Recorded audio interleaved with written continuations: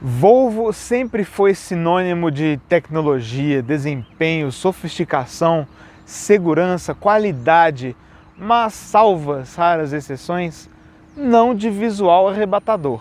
O C40, agora EC40, porém, surgiu para mudar isso. E bonito ou feio, gosto é subjetivo, você aí de casa responde. Mas será que esse SUV coupé mantém as características marcantes da marca sueca? É o que a gente vai responder na nossa avaliação de hoje do EC40 Plus 2025.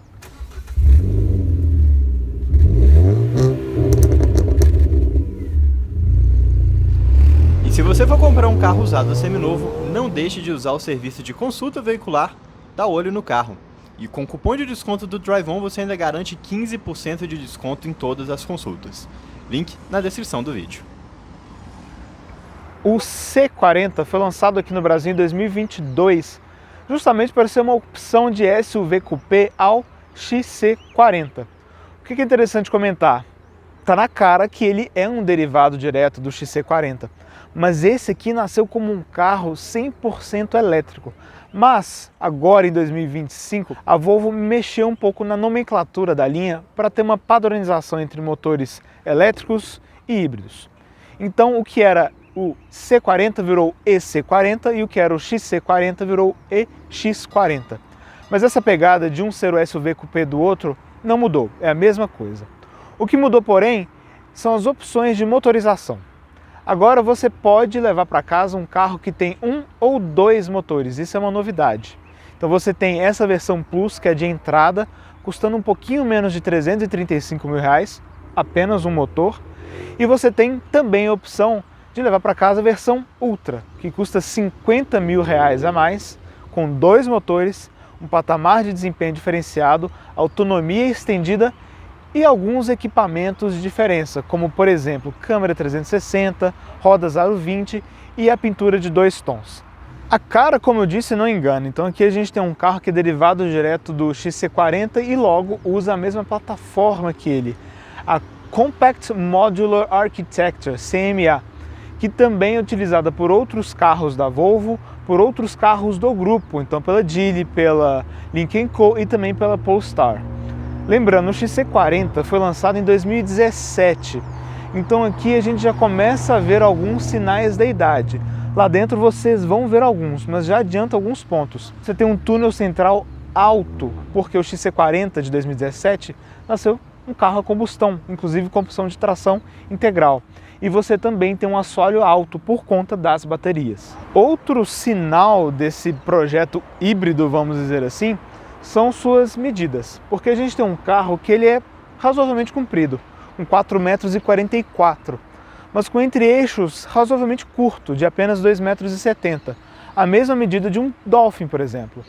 Mas ele não deixa de ser um carro grande, a gente está falando de 1,87 m de largura, sem contar os retrovisores, e 1,59 m de altura. Não é tão alto se for olhar bem assim, né? Coisa bem do visual SUV coupé.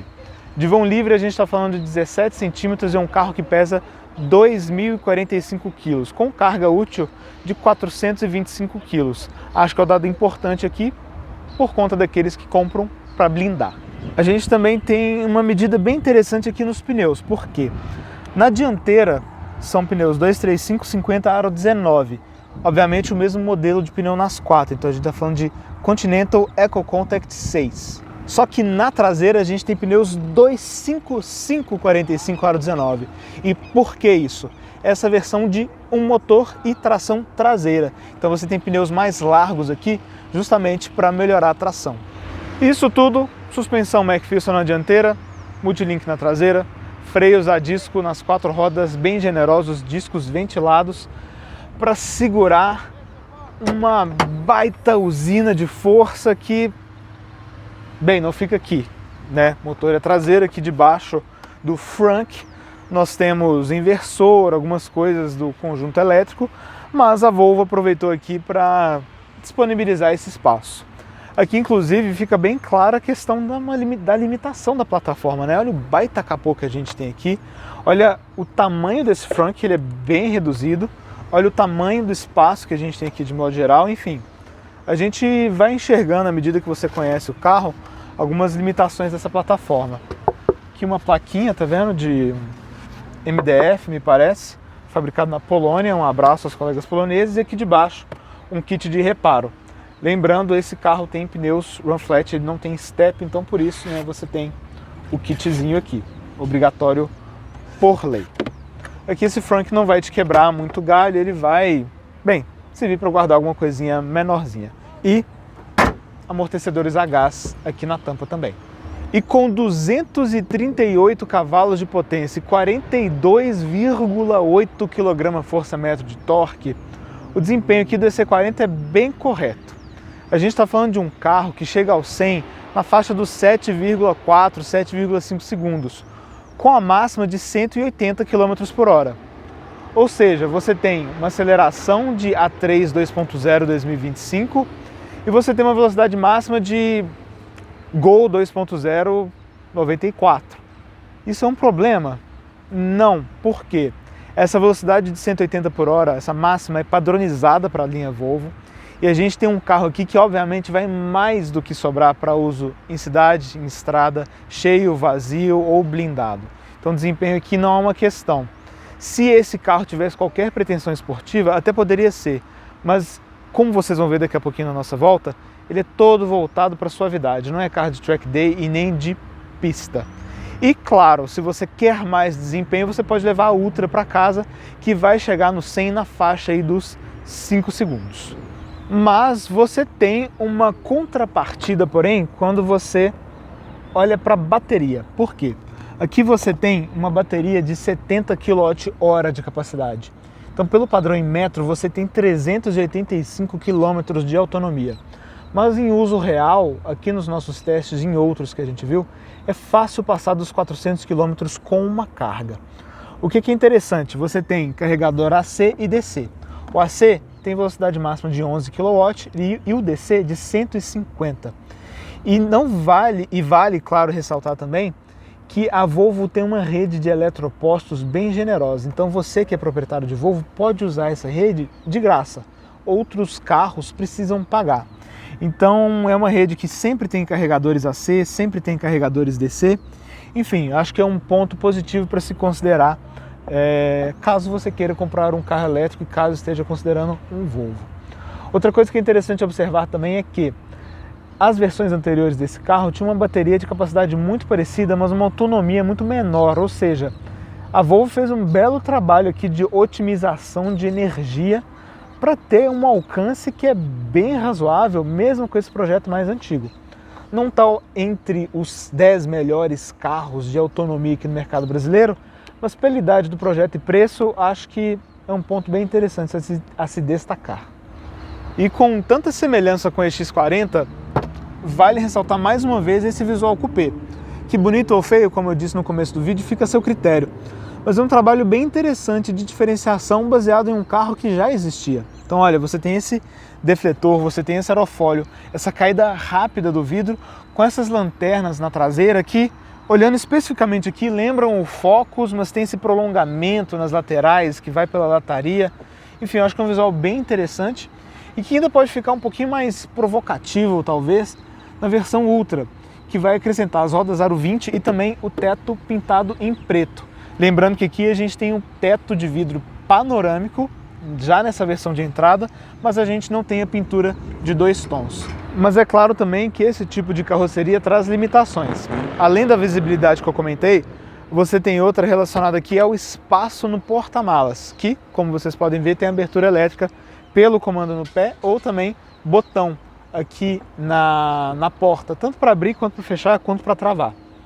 Enfim, o que a gente tem aqui? Nós temos um carro de 4,44 metros de comprimento, com porta-malas de 413 litros. Dá para chamar de ruim? Não, mas SUVs médios geralmente vão além. O Compass, que é um carro que é um SUV médio com porta-malas um tanto quanto limitado, vai a 440. Um Nivus, por exemplo, vai a 415, sendo também um SUV coupé compacto. E aqui embaixo é interessante que você tem um pequeno espaço para guardar, por exemplo, o kit adaptador, né, residencial, e um piso que você pode guardar algumas coisas bem baixas, tá vendo? Acaba tendo um espaço aqui de mais ou menos 4 ou 5 dedos, uma mão entre o assoalho e a parte de cima aqui nessa tampa. Inclusive, olha, é bem boa, transparece qualidade com essa alça aqui para facilitar o uso. Mas não tem muito mais o que comentar aqui. Então você tem esses pequenos espaços nas laterais para guardar alguma coisinha, você tem ganchos ali também. O acabamento é o que se espera, com um batente de metal aqui, um feltro de qualidade bem razoável. Enfim, um porta-malas sem muitos destaques. Banco bipartido e também a clássica escotilha para você levar o seu esqui.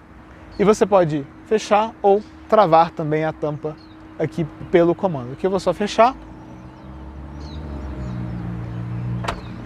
E fechado está. Vamos dar uma olhada lá dentro agora? E as limitações continuam aqui dentro, porque a visibilidade, como vocês vão ver agora, é muito, mas muito limitada. E lembrando que aqui a gente ainda tem um agravante, limpador traseiro, esse carro não tem. Então a gente não tem limpador traseiro, a gente não tem uma câmera no lugar do retrovisor, como a gente vê no Equinox, por exemplo. Então já começa a chamar a atenção, mas também não é o único ponto que você nota quando você está aqui dentro. O túnel central, como vocês podem ver aqui, é muito, mas muito alto, rouba bastante espaço aqui para quem vai no meio, e o assoalho também é bastante alto por conta do uso das baterias aqui embaixo. O espaço para a cabeça é ok, eu tenho 1,77 m de altura e olha, aqui eu tenho mais ou menos 2 dedos, e é ok considerando também que a gente tem esse teto de vidro aqui. E lembrando, esse é um teto de vidro que não abre, ele não tem cortina e ele não tem transparência regulável.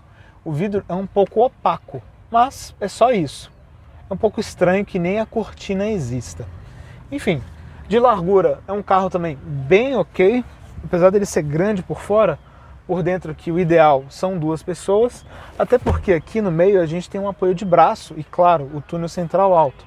Então 2 pessoas de fato vão com muito conforto aqui, inclusive a gente tem bom material de acabamento nos bancos, nas portas, lá na frente eu comento um pouquinho mais sobre isso, mas ainda sobre a conformação dos bancos, um detalhe me surpreendeu um pouquinho.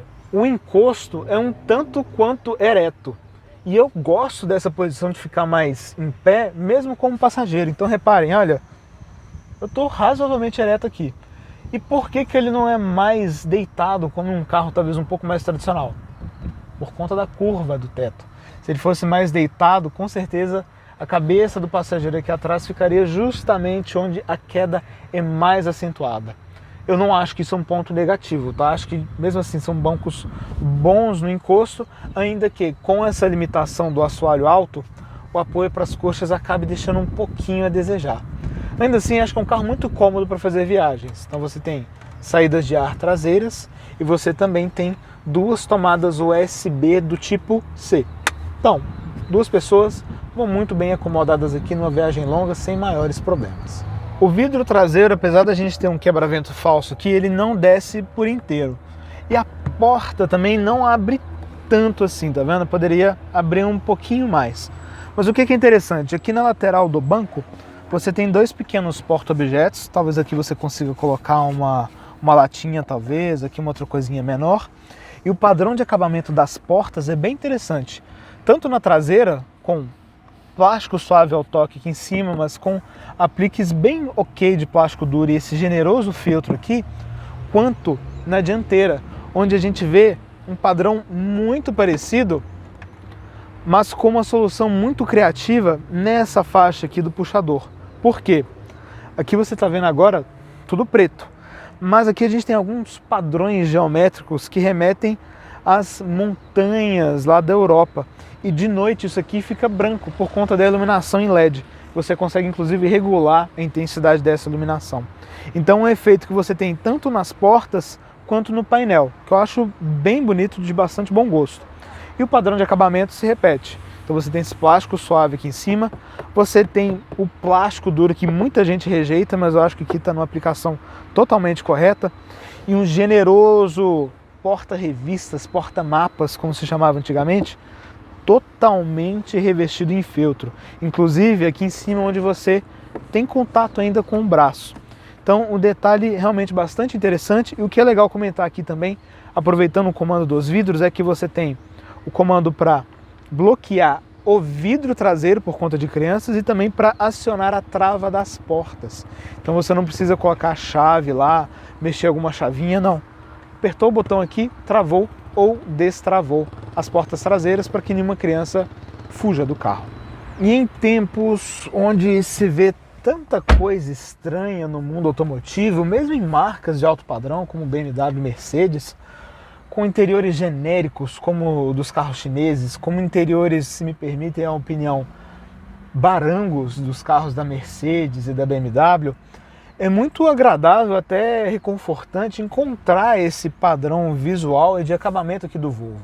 Porque você não tem multicores, efeitos de cores batendo, aquelas coisas de boate, as telas que se confundem com o ar, enfim, telas flutuantes, não. Aqui você tem um interior muito tradicional que tende a envelhecer muito melhor do que esses outros. Tanto que é o mesmo interior desde 2017 e até hoje passa uma impressão muito positiva. Então o bom padrão de acabamento, ele se mantém, tá vendo? Então o plástico suave, aqui onde vocês estão vendo em preto tem aquele efeito que eu comentei com vocês, também plástico suave, aqui a gente já começa com plástico duro, mas tá tudo bem. Um porta-luvas que é um pouco pequeno, uma boa qualidade percebida, olha esse console central como ele é sólido, ele é uma coisa bem feita, bom material no volante, nos bancos, né, com esse efeito de camurça e vinil nas laterais. Então um bom interior e que vale ressaltar também é feito inteiramente de materiais reciclados, então é um interior ecológico também e que nem por isso passa uma impressão de baixa qualidade, bem o oposto disso. Então esse carro aqui não é para aquela pessoa que usa o sapatinho amarelo da Gucci e acha que logo gigante é luxo, não. Esse carro aqui é mais para quem vai numa linha talvez de um Hermegenil do Zenha da vida, esse tipo de coisa. Quiet Luxury. E o Quiet Luxury é muito sobre se vestir confortavelmente. Mas nesse ponto aqui, o EC40 acaba pecando um pouquinho dependendo do seu estilo de direção. Por quê? Olha, tem um padrãozinho já para me regular nos carros que funciona bem geralmente para todos, a não ser quando o carro de fato tem alguma limitação de ergonomia. Então vamos lá, o volante tem regulagem de altura e de distância. E um campo, inclusive, que é bem bom, mas mesmo assim poderia vir um pouquinho mais próximo. E por que isso? Para quem gosta de dirigir de maneira mais encaixadinha, como é o meu caso, com encosto mais ereto, esse apoio de cabeça aqui incomoda, porque a curva que ele faz para frente empurrando o pescoço é muito, muito intensa. E ele não tem regulagem. Alguns carros alemães têm essa regulagem, por exemplo, né, que o apoio de cabeça entra e sai ou até inclinação. Aqui, infelizmente, a gente não tem isso. Então acaba que, para quem gosta de dirigir mais encaixado, como é o meu caso, tem que deitar um pouquinho mais o banco e seria melhor se o volante viesse um pouquinho mais também. Enfim, é um pequeno detalhe, acho que talvez a maioria das pessoas vão se encontrar muito bem aqui, até porque nós temos banco com regulagem elétrica. Regulagem elétrica, inclusive da lombar, inclusive para o passageiro. E ele também tem memória, tem duas memórias, 1 e 2, que você consegue configurar aqui na porta. Então, de modo geral, a maioria das pessoas vai se encontrar bem aqui com essas regulagens, inclusive com a regulagem do apoio da coxa. Se você for mais alto, você consegue deixar mais esticado também. E um bom acesso geral aos pedais, tá vendo? Olha, sem dificuldade aqui, um bom apoio de pé, que seria um quarto pedal, uma boa área aqui para circular os pés, enfim. Uma ergonomia que tem esses pontos, mas é um carro que, mesmo aqui do banco do motorista, passa uma boa impressão geral. E ergonomia passa também por pontos de acessibilidade aqui no interior. Então daqui a pouquinho eu vou falar sobre os botões, mas é interessante comentar também sobre os porta-objetos que a gente tem aqui. Por exemplo, você tem um carregador por indução logo aqui na frente, com um espaço nas laterais para guardar alguma coisa. Você tem um pequeno espaço que você pode deixar o seu celular de pé, por exemplo, também, que é bem interessante. Os dois porta-copos, um é mais fundo, o outro é mais alto, né? Então fica num desnível aqui. E o que é interessante, você tem junto aqui do baú, né? Tradicional baú, sem grandes destaques, sem tomada USB, sem refrigeração nem nada, você tem uma lixeirinha. Bem prático, olha. Você pode tirar para limpar, enfim, colocar um papelzinho de estacionamento, uma nota fiscal que você não precise mais, que eu acho bem interessante, tá vendo? Um detalhe bem inteligente aqui. Outra coisa que agrada é a facilidade de acessar os comandos, como eu comentei. Com bastantes comandos físicos de acesso fácil, tanto nas alavancas, quanto no volante, quanto nessa parte inferior aqui, abaixo da central multimídia, onde você tem controles rápidos de ventilação, música e também o pisca-alerta. Aqui na central você tem só esse botão de voltar à página inicial. Todos os outros estão dentro da própria tela de 9 polegadas que fica nessa posição vertical. Aqui a gente tem um sistema Google embarcado, o que te traz recursos interessantes como o Google Maps nativo, que como a gente vai ver daqui a pouquinho, também tem um espelhamento ali no painel central, no painel de instrumentos. E é interessante também que, uma vez que você define o seu destino, ele te fala quantos % de bateria você deve ter ao chegar lá, o que é bastante interessante para você se programar, considerando que carro elétrico nem sempre vai ter um posto no caminho, né? O uso de rádio também bem tranquilo, bem fácil, você pode escolher se vai escutar a sua música via Bluetooth ou rádio ou qualquer outra fonte que você queira. E aqui você tem um espelhamento para Apple CarPlay só com cabo. Você não tem o espelhamento sem fio para Apple CarPlay e você não tem espelhamento nenhum para Android Auto. Então esse aqui é um ponto que chama atenção negativamente. Mesmo pela idade do projeto, não deveria ser assim. E aqui embaixo você tem um atalho para os comandos do ar-condicionado. Você tem os atalhos físicos mais abaixo, como eu comentei, mas toda a configuração geral você faz por aqui. Não é muito difícil, é um ar-condicionado de 2 zonas, sem muito o que comentar aqui. A definição de fluxo de ar é bem fácil, bem tranquilo, tem um modo automático, mas seria melhor se tivessem comandos físicos para regular a temperatura, por exemplo. Afinal de contas, a Volvo é uma marca que preza muito pela segurança. E como eu comentei, a gente tem o sistema Google embarcado, então você tem algumas opções de aplicativos e você pode baixar outros. Aqui, por exemplo, nesse carro da frota de imprensa, a gente já tem o Google Maps, a gente tem YouTube, YouTube Music, Spotify. Você pode baixar outros também na Play Store, afinal de contas é um carro que tem internet própria. Então é um sistema com recursos bem interessantes, mas já com uma usabilidade um tanto quanto datada. Ele claramente tem um visual de outros tempos. Aqui na central também você tem um assistente de autonomia e você pode configurar diversas opções do veículo. O que me chama a atenção, porém, é que você não consegue configurar o modo de regeneração do pedal. Você tem 3, daqui a pouco na volta eu explico mais sobre eles. E você não tem nenhuma visualização de pressão direta dos pneus, só indicador indireto. Um carro de 330 mil me parece um pouquinho estranho. De modo geral, de possibilidades de configuração aqui, a gente não tem muita coisa. Não sei configurar um pouquinho o peso da direção, modo off-road e assistências de condução, a maneira como você quer que elas intervenham durante a direção. E com o Google embarcado, você abre um leque de possibilidades muito interessantes para trabalhar de maneira mais integrada a central com o painel de instrumentos, como a gente já vê inclusive em carros de marcas generalistas. Aqui, porém, a única possibilidade que você tem é de ter a tela do Google Maps aqui ao centro do painel, que tem uma aplicação muito boa, mas muito limitada em termos de opção de visualização. Então, por exemplo, eu vou botar um trajeto aqui na central multimídia e ele vai ter espelhamento ali na parte central do painel, o que é muito positivo. Inclusive ele alterna ele entre 2D e 3D conforme o caminho vai avançando. Ele dá o tempo, engarrafamento, enfim, uma ótima visualização. O problema é que é só. Então se eu aperto um comando aqui no volante, por exemplo, a única coisa que ele vai me dar de diferente é a direção que eu tenho que seguir. Eu não consigo fazer igual nos carros da Audi, por exemplo, ampliar essa visão, né? Deixar só o mapa aqui dentro. Não, infelizmente não. Então do lado esquerdo você sempre tem um conta-giros, o velocímetro, e do lado direito você sempre tem aquele indicador de fluxo de energia. Se você está usando energia ou se você está carregando, seja através do One Pedal ou dos freios.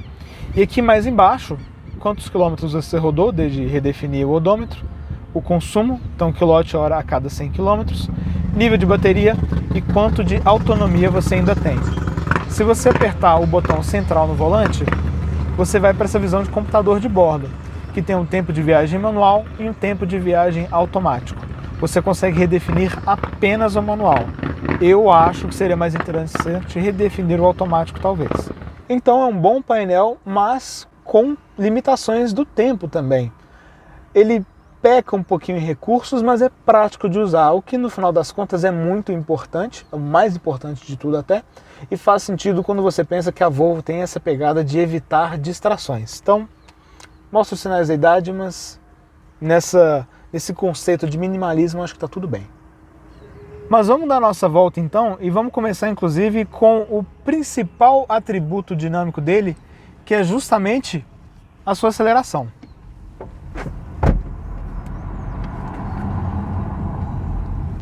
Desempenho que é muito bom em todas as situações. Igual eu comentei mais cedo, aqui não vai faltar resposta independente da situação.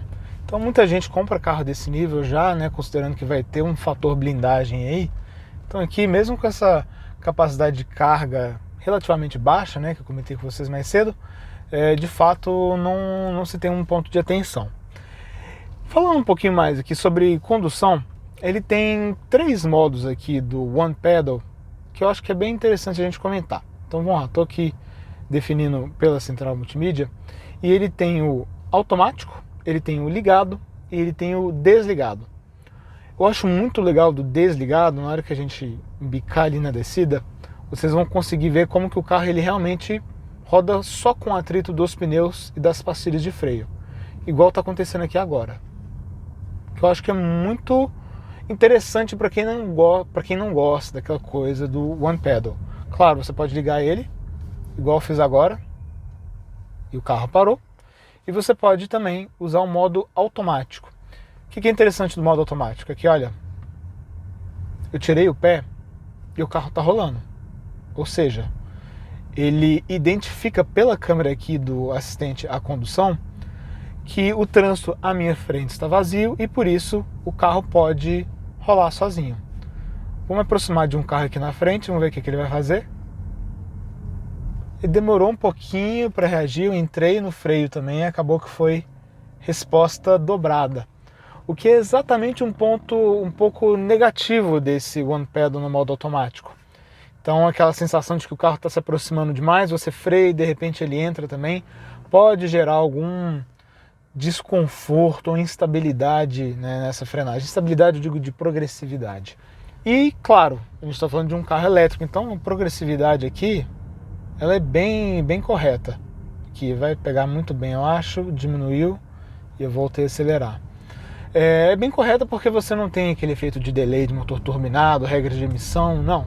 Aquela resposta direta que muita gente gosta de carros elétricos, né? Vou até mostrar aqui para vocês uma retomada, ó, 40 pisei, o carro já tá 80. Ó, e One Pedal, hein? E esse é o ponto do One Pedal, né? Ele talvez às vezes vá fazer frear mesmo, enfim, fica a seu critério aí como você prefere usar, né, em relação a esse modo automático. Como vocês viram ali, né, piso ruim, mesmo rápido, vai muito bem e ajuda muito que a gente tem rodas grandes, né? Eu digo rodas, a roda mais o pneu, conjunto de diâmetro grande. Então ele literalmente passa por cima de maior parte das irregularidades. Então isso traz uma boa suavidade de rodar e também os pneus não são muito baixos, o que também ajuda bastante. E reparem, lombada, vou passar um pouquinho mais rápido. Suspensão bem silenciosa, não é um carro que despenca a frente, que faz ruído de queda de roda ou de extensão de amortecedor, não. O que é muito bom, considerando que a gente tem um piso muito ruim. Lombada de novo, também tranquilo, sem problemas. Enfim, um carro de rodar predominantemente suave. E isso acaba voltando àquela história do cobertor curto, que a gente já falou em outras avaliações, né? Então um carro que ele tem esse visual esportivo, ele tem essa aceleração muito boa, mas ele tem uma suspensão que é claramente voltada ao conforto. Então, em comportamento, aquelas curvas que você cutuca um pouco mais, você repara como ele é um carro que não é inseguro, mas não tem também uma compostura, né, uma grande precisão de comportamento, não é o caso. E em pancadas mais rápidas mesmo, né, com esse conforto, você acaba escutando um pouquinho um certo ruído de suspensão.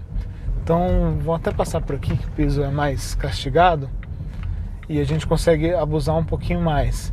Mas mostra que mesmo com esse ajuste voltado ao conforto, ainda tem um espaço para melhoria, igual em outros carros da Volvo que a gente já avaliou. Então olha, curvas aqui em piso irregular, carro que vai bem, mas reparem como tem uma razoável transferência de peso, olha. Ou seja, não é um carro esportivo, inclusive rola bastante, olha. A virada aqui. Ou seja, o visual ele pode fazer esperar uma coisa, mas na prática é outra. Isso passa também pela direção, que é bastante leve, bem leve mesmo. Mesmo quando você seleciona aqui um peso mais alto na central multimídia. Continua a direção bem leve, bem fácil, né, de manobrar. Você tem a câmera também traseira que pode te ajudar em manobras, você não tem a câmera 360. Mas em velocidade, talvez um pouquinho mais de peso seria bem-vindo. Porque, afinal de contas, né, a gente está falando de um carro que tem um patamar de desempenho bem razoável, né? Bem, afinal de contas, 0 a 100 em 7 segundos é um número bem considerável. Vamos fazer inclusive mais uma retomada aqui numa subida, acho que vai ser bem interessante. 30 por hora, pisando no fundo em 3, 2, 1, pisei. O carro que anda muito bem. Repare inclusive como ele dá uma certa sacudida nas irregularidades, né? Enfim, é um carro que claramente é voltado ao conforto.